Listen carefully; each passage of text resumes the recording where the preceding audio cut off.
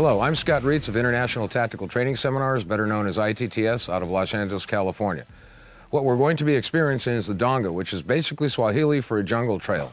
And I'm going to be maneuvering through using the light alternately on, alternately off, and to search for suspects. If I find suspects that are viable threats, I'm going to subsequently engage them.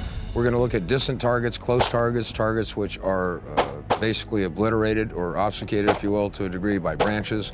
And I'm going to be using some just low-level searching techniques in order to not only locate a suspect, but then engage him and then neutralize the threat. Learning points, takeaways from the donga. 1, if I can't locate it, I can't engage it. If I can locate it, I have to be able to discriminate.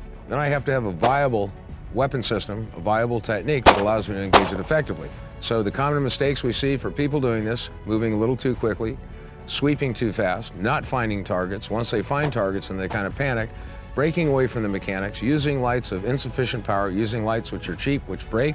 I've been behind the gun for over 40 years. Believe me, I've heard every argument about light, and there's a lot of molly out there right now. A lot of times I like to work in the dark. If I see what I believe to be a readily discernible threat and I have to illuminate it, then I'll illuminate it, but I only illuminate it for that period of time that I need to either engage it or disregard it as a non-viable threat. Common sense. If you want it on, turn it on. If you think you need it off, turn it off.